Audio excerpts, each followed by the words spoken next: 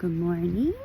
Just going on a little warm-up walk here. So I figured since I don't put too much into the workout about warm-up, I would just talk a little bit about it as I do one of my own. So one of my favorite things to do is just 5 to 10 minutes of low intensity, moderate intensity, maybe progressive little intervals of cardio. So maybe, windy today.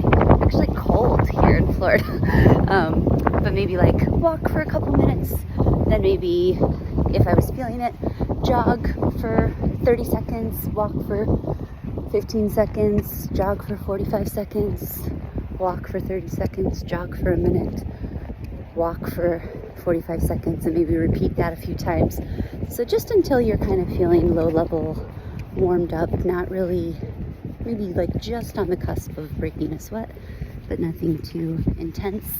And then once you're at that point and your body temperature is elevated, then you're kind of ready to warm up your joints. So that's when you would go into some dynamic mobility. So that might be kind of what you think of as stretches. But when I say dynamic, I mean keeping it moving. So for example, instead of getting into something like a low lunge and holding it, that would be a static stretch. You would want to kind of move in and out of it in a fluid way. So I'll show you the difference real quick.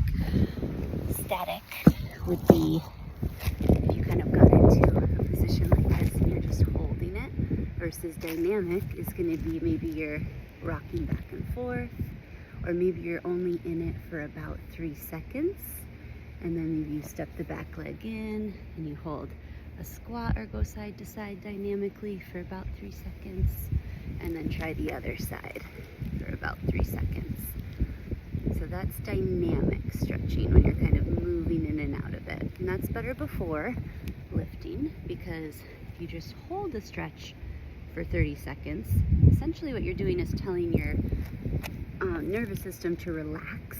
And right before lifting weights, you do not want a relaxed nervous system. That's dangerous. So you want to keep it moving before, and then let's say you're done with the workout. At the end of the workout, something like this, or this, or this, and holding it for 30 seconds, that's great at the end, because you do want to relax at the end. You want to get out of fight or flight and into rest and restore, but not till the end of the workout. So dynamic up front, static at the end. And then, like I said, even before the dynamic, some kind of moderate cardio, just to get your body temperature up a little bit. And honestly, I find it's really helpful just to kind of transition into workout mode psychologically as well. So maybe before you're doing a million things at work, or you're taking care of your child, or something comes up with a family member, just having that 10 to 15 minutes to kind of get into your body, feel your blood start to flow, maybe take a look at what is on the plan for the day and what moves you're going to be doing, is just really, really helpful for getting into the workout. Doesn't take very long, but I promise makes all the difference. The other thing that I would recommend for warming up, but it's kind of within the workout, is warm-up sets. So that's more specific to the movement. So let's say you're doing a barbell back squat that day. Maybe at first you're going to do 10 bodyweight squats, and then maybe you hold a 10-pound dumbbell or plate and do 5 with 10 pounds, and then maybe hold 25 pounds and do 3 with 25 pounds, and then maybe just the bar, 45 pounds for 3 to 5 reps. Then start adding on the weights, and those all count. Of course, your body's getting the message like, okay, we're squatting, this is how we're squatting, this is warming up that movement pattern, but you're still warming up until you get to that kind of 6 out of 10 on the RPE, rate of perceived effort or exertion scale.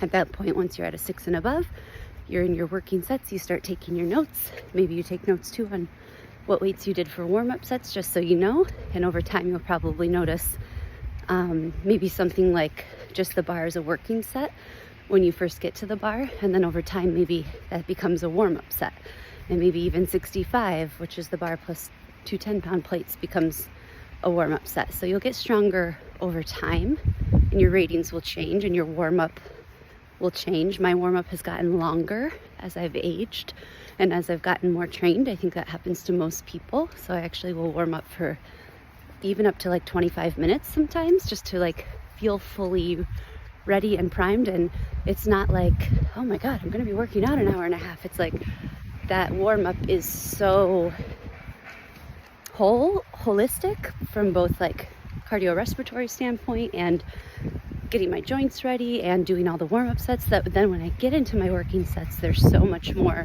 smooth and efficient that I can knock them out more quickly, if that makes sense. So don't skip your warm out, excuse me.